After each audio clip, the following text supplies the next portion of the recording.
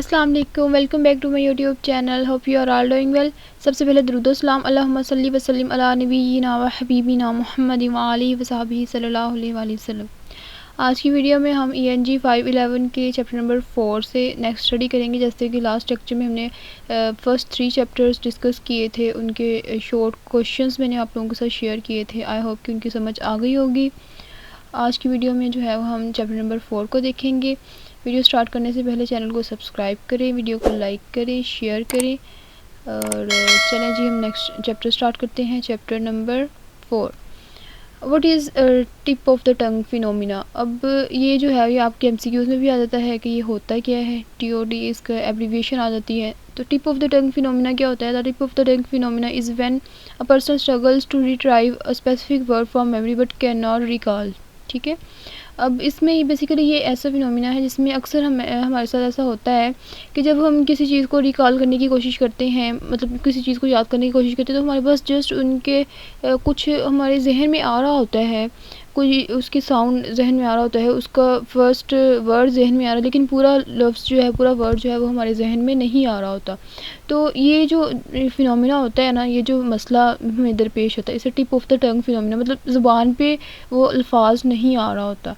ठीक है, तो इसे हम tip of the tongue phenomena कहते हैं। For example someone may be trying to recall the word sextant but can remember the starts S and 2 syllables. अब देखिए कोई जो है वो सेक्सटेंट जो है ना, ये वर्ड आप रिकॉल करने की कोशिश करें, लेकिन आपको जस्ट S आपके जहन में आ रहा है कि S से स्टार्ट होता था और कुछ 2 जो है वो सिलेबल्स पर मुश्तमिल था। जैसे ये 2 सिलेबल्स पर मुश्तमिल है, तो इस तरह मतलब, लेकिन आप फुली वर्ड जो है वो धुंधला सा अभी भी आपके जहन में है, मतलब रिकॉल नहीं कर पा रहे। तो इसे हम कहते हैं tip of the tongue phenomena. अब ये किसने इंट्रोड्यूस करवाया था? ब्राउन एंड मैकनेल ने इस फिनोमिना को जो है वो इंट्रोड्यूस करवाया था। और कब करवाया था? 1966 में। वो demonstrated by providing definitions of rare words and asking participants to identify the word after resulting in partial recall. इसमें इन्होंने ना बेसिकली ये किया था कि उनको पहले उन स्पेसिफिक वर्ड्स के साथ रिकॉग्नाइज़ करवाया लोगों को, कुछ पीपल को। फिर उसके बाद कुछ देर बाद या कुछ वक्त के बाद उनको कहा कि उनको दोबारा रिकॉल करें। ठीक है, कि मतलब उन ट्राई करें। तो उनको फिर उनको रिकॉल करने में ना मुश्किल आई कि उन्हें याद आ रहा था लेकिन उनकी ज़ुबान पे नहीं आ रहे थे वर्ड्स। तो इस फिनोमिना को इन्होंने फिर जो है वो tip of the tongue phenomena का नाम दिया था। ठीक है, नेक्स्ट क्वेश्चन है what is syntactic knowledge. Syntactic knowledge क्या है? Syntactic knowledge refers to understanding the rules that determine how words combine to form phrases sentences in a language. अब सिंटैक्टिक नॉलेज का मतलब होता है कि हम लैंग्वेज में किस तरह से, लैंग्वेज के अंदर वर्ड्स किस तरह से मिलके जो है वो फ्रेजेस बनाते हैं और फ्रेजेस किस तरह से मिलके सेंटेंस बनाती हैं। इन शॉर्ट हमने जो है वो सेंटेंस का स्ट्रक्चर समझना होता है, उसके ग्रामेटिकल नॉलेज होता है ना। Syntactic knowledge in short grammatical knowledge को ही कहते हैं हम।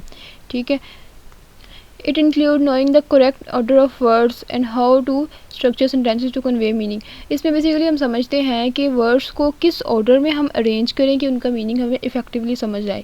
जैसे कि हम जो है वो इंग्लिश में सब्जेक्ट वर्ब ऑब्जेक्ट का एक ऑर्डर, हम इसी ऑर्डर में जो है वो सारे सेंटेंसेस स्ट्रक्चर दिए जाते हैं। सबसे पहले जो है वो हमारा सब्जेक्ट आता है, फिर वर्ब आता है और ऑब्जेक्ट आता है। अगर ऑब्जेक्ट पहले आ जाए तो हमें समझ नहीं आती कि काम करने वाला क्या है, कौन है और काम किस चीज़ पर हो रहा है, हम समझ नहीं पाते उसके मीनिंग। ठीक है, तो ये स्पेसिफिक ऑर्डर होता है जिसमें जो है वो हर सेंटेंस को अरेंज किया जाता है in order to convey specific meanings. For example the cat chased the mouse. अब ये देखिए कैट सब्जेक्ट है, चेज्ड ये वर्ब है और द माउस ऑब्जेक्ट है।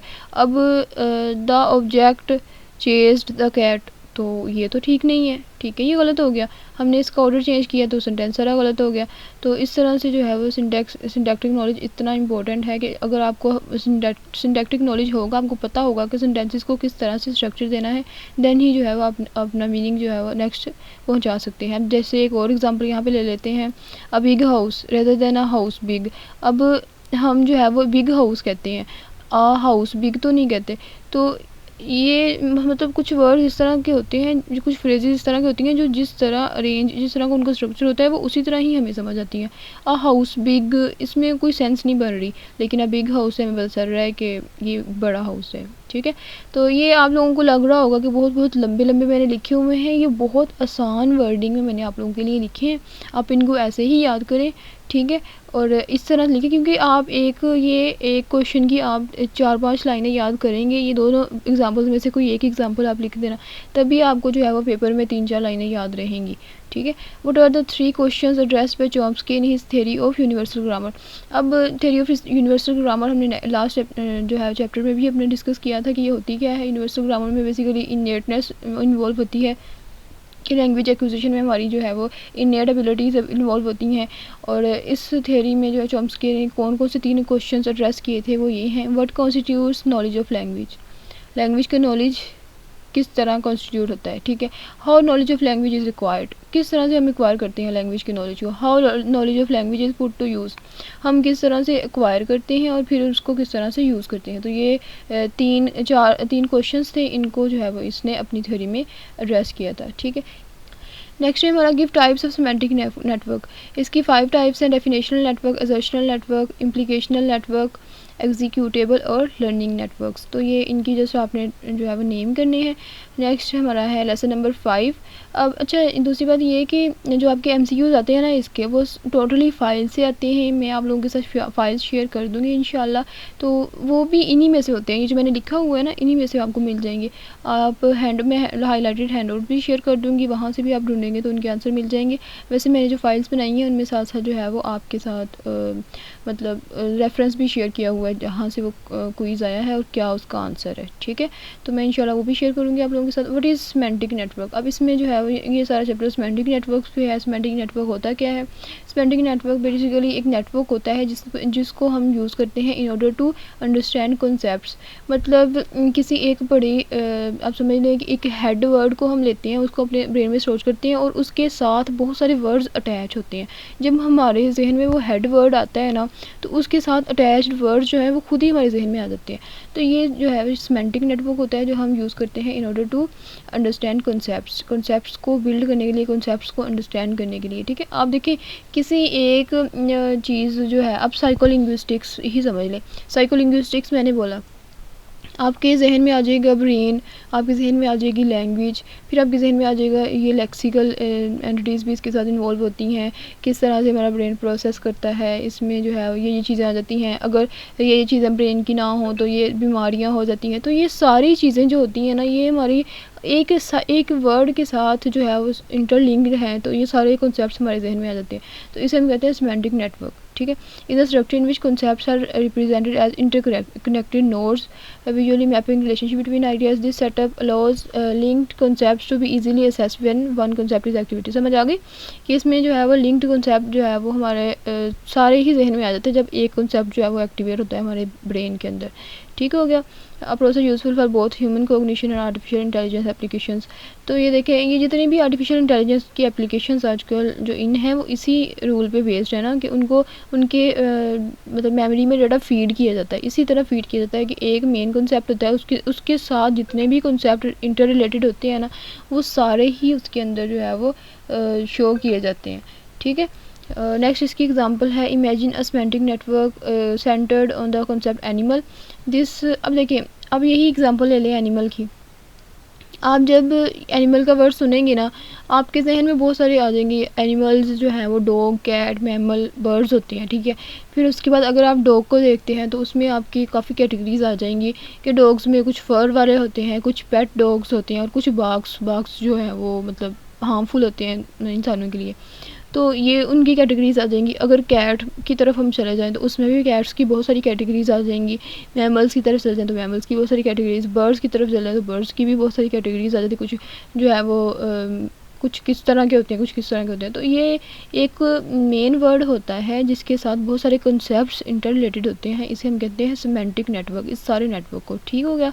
इन this way semantic networks help organise and retrieve knowledge by showing how related concepts interlink. Okay, इसमें basically हम यही समझते हैं, यही हमें नॉलेज, इसी नॉलेज को एक्वायर करने में और रिट्राइव करने में मदद देता है सिमेंटिक नेटवर्क के, किस तरह से कॉन्सेप्ट्स जो हैं वो आपस में इंटरलिंक है, ठीक है। और हमारा ब्रेन जो है वो इसको नेचुरल वे, मतलब नेचुरली, आप खुद तो नहीं ना कैटेगराइज करके रख रहे, खुद तो नहीं ना लिख के दे रहे कि भाई इसको इस कैटेगरी में स्टोर कर लो, इसको इस कैटेगरी में स्टोर कर लो।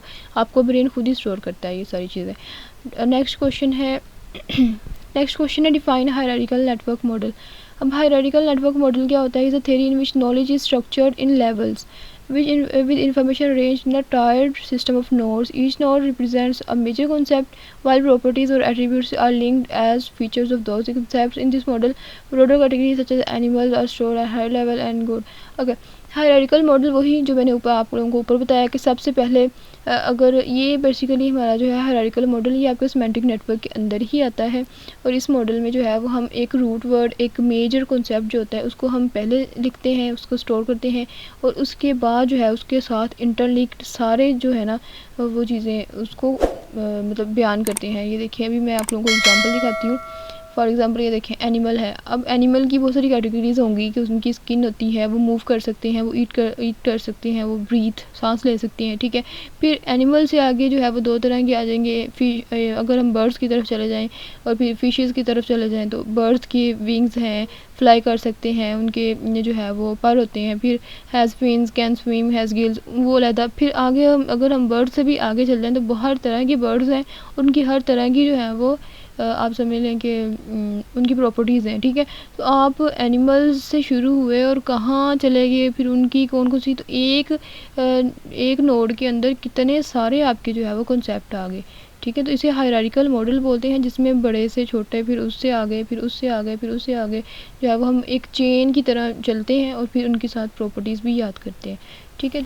इसमें बेसिकली हम जो है जब हमारा ब्रेन किसी एक वर्ड को सोचता है ना, एनिमल को सोचता है या हम एनिमल का वर्ड सुनते हैं तो फ़ौरन ही जो है वो ये सारे नोड्स, अब ये नोड है मेन, इसके अंदर ये जो सब नोड्स हैं ये सारे जो है वो आप समझ लें कि एक्टिवेट हो जाते हैं।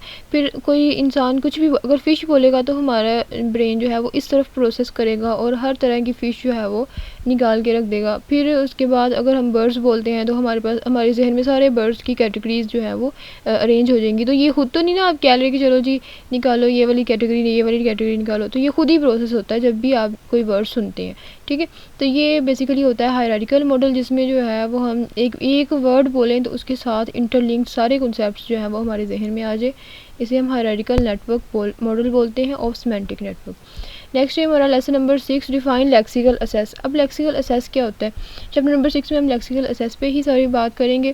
कोई भी वर्ड, कोई भी लैंग्वेज जब हम उसे सुनते हैं या हम जो है वो कहीं से भी सुनते हैं या बोलते हैं या पढ़ते हैं तो हमें फ़ौरन से ही उसके सारे मीनिंग, उसकी प्रोनाउंसिएशन, उसके रेलेवेंट डिटेल, हर चीज़ जो है वो हमारे ब्रेन में आ जाती है, ठीक है, रिट्राइव हो जाती है।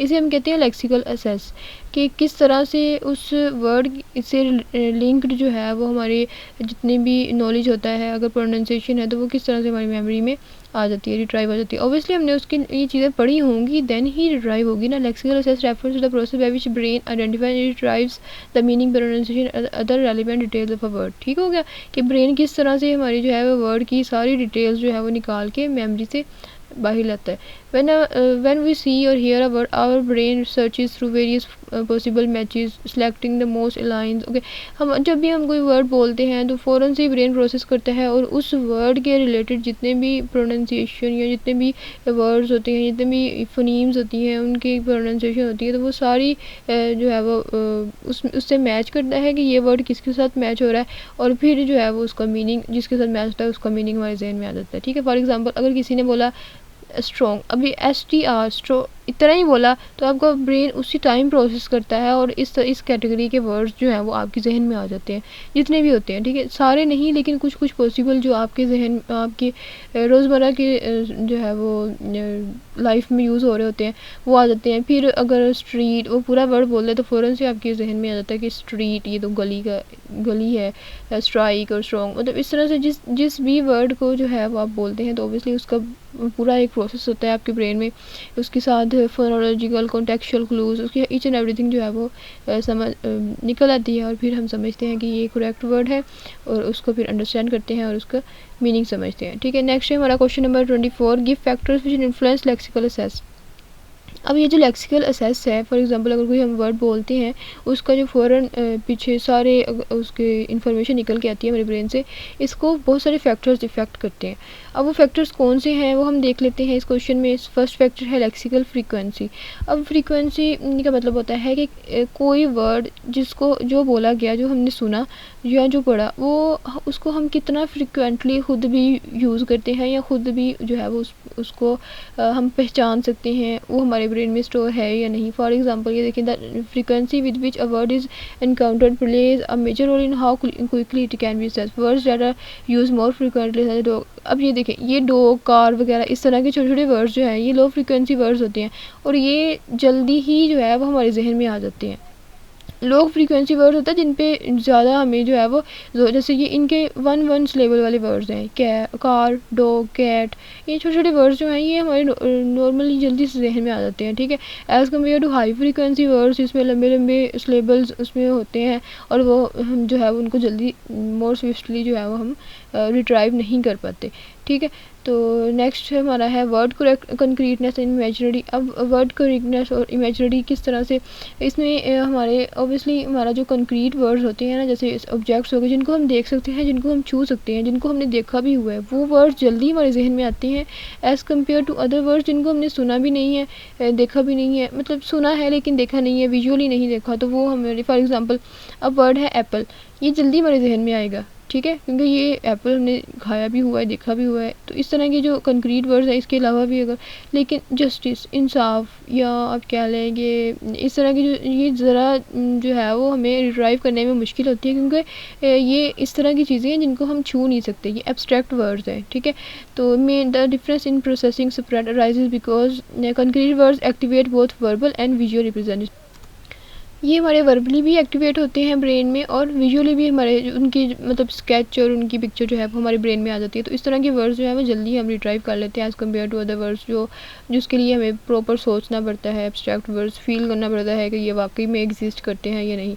Next lexical ambiguity. अब लेक्सिकल एम्बिगिटी में आ जाते हैं आपके इस तरह के वर्ड्स जिनके एक से ज़्यादा मीनिंग होते हैं। For example bank. अब बैंक जो है, एक तो बैंक होता है हम पुल को भी कहते हैं ना, रिवर का, और एक होती है बैंक जो हमारी जिसमें हम जो है वो पैसे वगैरह अपने रखते हैं। तो ये जो है इसमें मेन डिफरेंस हम इसमें ना ये धुंधलापन आ जाता है कि अब ये बैंक कौन सा बैंक है जो बोला गया है, ठीक है। तो the brain requires context to determine the intent. इसमें जो है वो आपके ब्रेन को कॉन्टेक्स्ट को डिटरमाइन करना पड़ता है। फॉर एग्जांपल अगर किस सिचुएशन में बोला गया है, अगर रिवर के अबाउट बातें चल रही हैं तो फिर ये बैंक वो वाला बैंक होगा, आपके ब्रेन को ये प्रोसेस करना पड़ता है। अगर आपके जो है वो फाइनेंशियल मतलब कोई बात चल रही है तो फिर उसमें बैंक जो है वो पैसों वाला बैंक होगा। तो आपके ब्रेन को कॉन्टेक्स्ट जो है वो डिटरमाइन करना पड़ता है in order to retrieve correct meaning. अच्छा, सही मीनिंग को जो है वो रिट्राइव करने के लिए आपको आपके ब्रेन को पहले कॉन्टेक्स्ट को डिटरमाइन करना पड़ता है, और ये आप उसे स्पेशल कुछ नहीं कहते, ये खुद ही जो है वो प्रोसेस हो रहा होता है आपके ब्रेन में और आपको पता भी नहीं होता।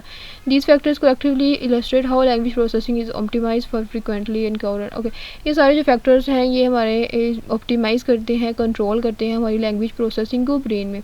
ये अगर ये ठीक है, अगर हम इनको करेक्ट वे में जो है वो कर रहे हैं तो फिर लेक्सिकल असेस हमारा अच्छा होगा। अगर ये सारे फैक्टर्स हमारे जो हैं वो मतलब जो है वो आ रहे हैं उसके, तो फिर हमारा जो लेक्सिकल असेस है वो हम उसमें कुछ इस तरह के होते हैं लोग जिनकी नॉलेज कम होता है, फिर उनको इनके रिट्राइवल में भी जो है वो मुश्किलात पेश आती है। नेक्स्ट है क्वेश्चन डिफाइन लेक्सिकल एम्बिगिटी। ये वही सेम है जो मैंने आप लोगों को ऊपर समझा दिया है, इसको आपने पढ़ लेना है। नेक्स्ट है हमारा lexical object. Lexical object basically जो है इसमें हम अपने वर्ड्स को मेंटली रिप्रेजेंट करते हैं, उनके साथ एसोसिएटेड प्रोनाउंसिएशन, मीनिंग, ग्रामर और contextual usage, each and everything. कोई भी वर्ड अगर बोला जाता है तो उसकी आप समझ लें कि हर चीज़ को, हर एट्रीब्यूट को, हर प्रॉपर्टी को बयान करना कि ये इसकी प्रोनाउंसिएशन है, ये इसका मीनिंग है। ग्रामर में इस लफ्ज़ में जो है वो एज अ नाउन यूज़ हुआ है या वर्ब यूज़ हुआ है और इसका मीनिंग क्या है कॉन्टेक्स्ट के हिसाब से, सिचुएशन के हिसाब से, इस सेंटेंस में इसका क्या मीनिंग है। तो ये ईच एंड एवरीथिंग जो है ये हमारा लेक्सिकल ऑब्जेक्ट्स में आ जाता है, ठीक है। For example a run as a lexical object अब रन को एज अ लेक्सिकल ऑब्जेक्ट अगर हम कंसीडर करें तो हमें इसकी प्रोनाउंसिएशन, इसका मीनिंग, इसका सिंटेक्स, इसकी प्रैग्मेटिक, ईच एंड एवरीथिंग जो है वो हमें एक्सप्लेन करनी पड़ेगी।